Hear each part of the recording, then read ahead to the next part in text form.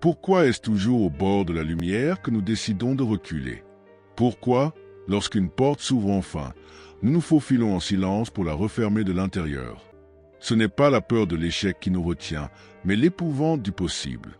L'homme, disait Nietzsche, ne supporte pas le vertige de sa propre grandeur. Il préfère s'enliser dans le familier, même s'il pue la médiocrité, plutôt que de se brûler à la flamme de ce qu'il pourrait devenir. Et si ce que vous appelez sabotage n'était qu'un acte de fidélité non à votre avenir, mais à votre passé, comme un prisonnier qui, une fois la cellule ouverte, refuse de franchir le seuil, car il s'est marié à ses chaînes. Nous sommes les architectes de nos propres ruines, les saboteurs lucides d'un destin que nous croyons trop grand pour nos ombres. Mais qui parle en nous quand nous tournons le dos à la chance? Est-ce la voix du discernement ou le murmure sclérosé d'un enfant blessé qui craint de perdre l'amour qu'il a conquis dans la dor d'une limace? Nous ne fuyons pas la réussite parce qu'elle est incertaine, mais parce qu'elle est exigeante.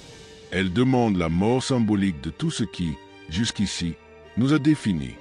Et il est bien plus facile de s'abandonner à l'illusion du presse, ce territoire sournois entre le désir et l'accomplissement, que d'oser le saut, celui qui pulvérise l'ancien soi pour libérer l'indomptable. Car oui, chaque pas vers le succès est un meurtre silencieux.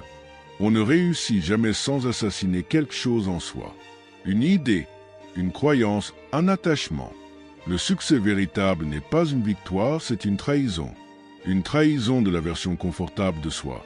Celle qui a appris à survivre en rampant. Alors, dites-moi, êtes-vous prêt à trahir vos cicatrices?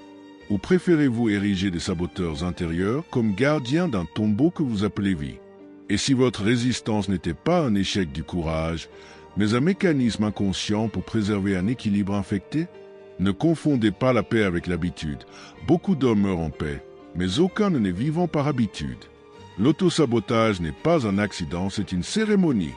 Un rituel caché, codé dans les fibres les plus obscures de votre volonté.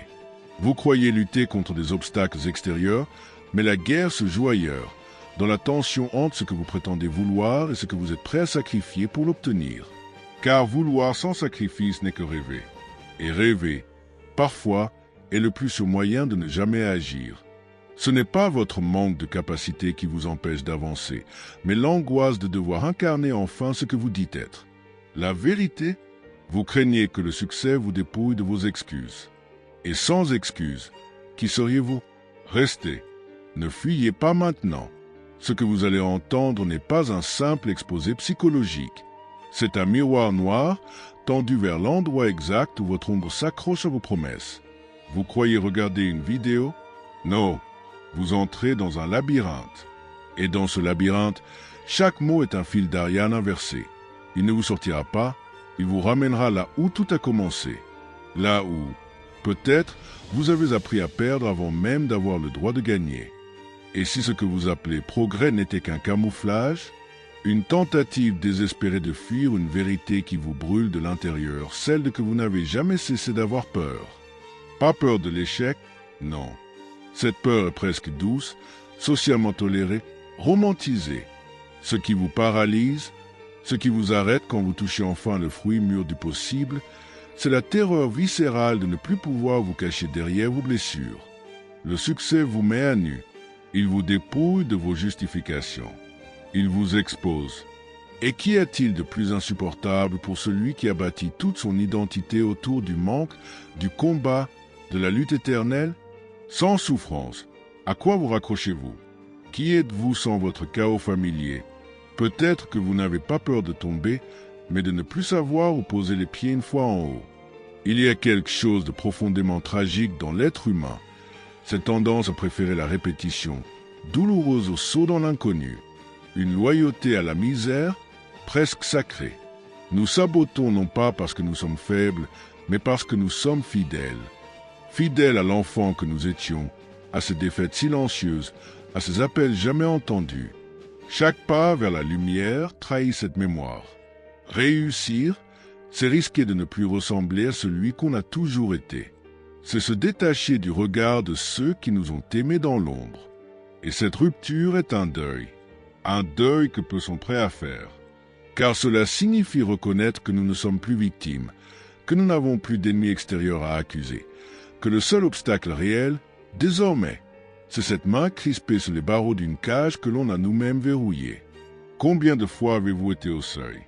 Ce moment précis où tout commence à s'aligner, où les signes s'éclairent, où les efforts passés se transforment en opportunités concrètes, et pourtant, une voix discrète murmure. Pas encore. Ce n'est pas le bon moment. Peut-être demain. Mais demain n'existe pas.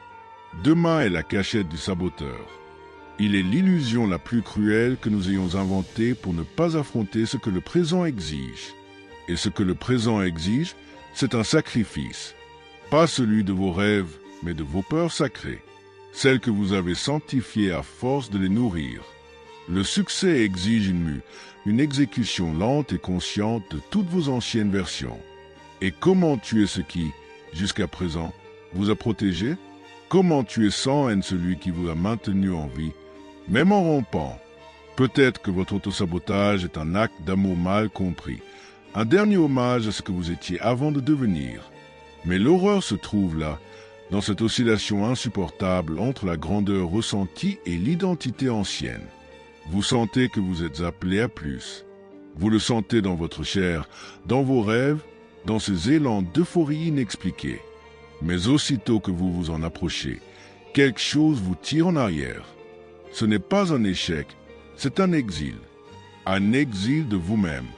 Vous vous observez de loin, accomplissant presque, touchant presque, devenant presque, et cette répétition du « presque » devient votre tombe. Vous devenez un spectre de votre propre potentiel. Quelqu'un qui aurait pu, mais n'a pas. Pas parce qu'il ne voulait pas, mais parce qu'il ne s'est jamais cru digne.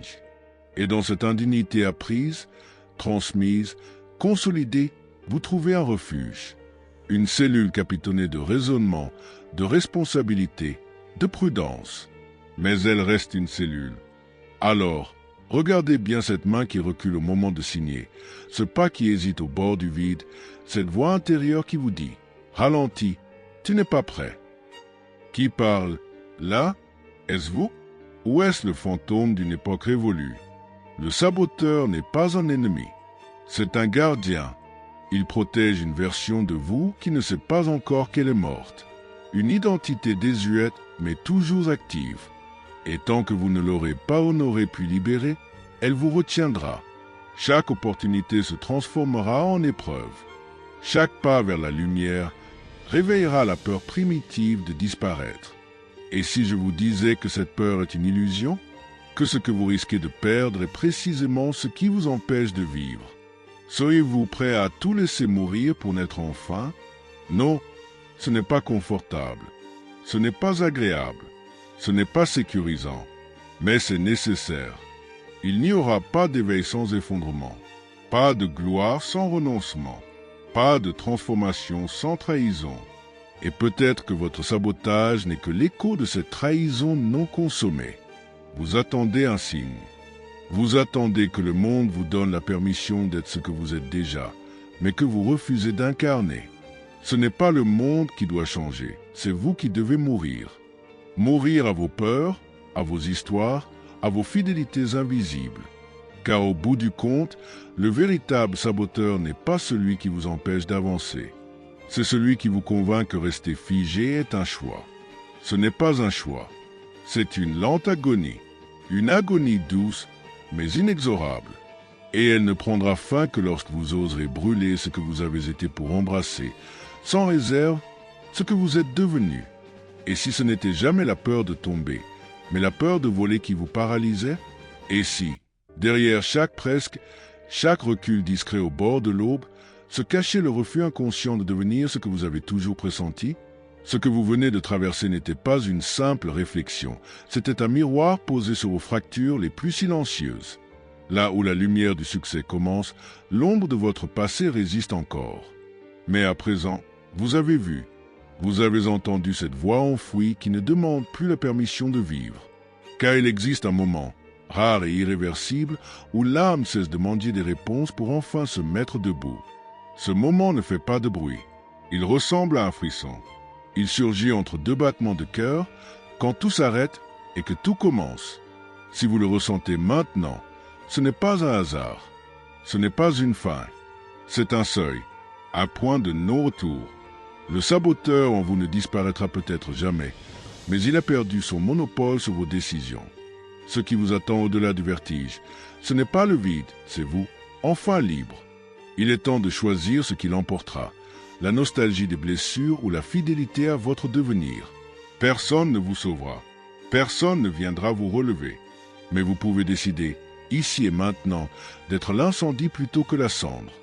La transformation ne vous demande pas la permission, elle vous appelle.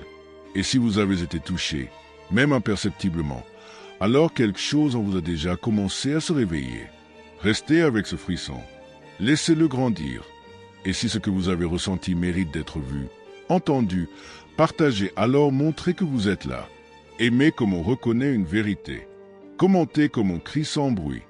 Et abonnez-vous comme on s'engage dans un pacte, celui de ne plus jamais revenir en arrière.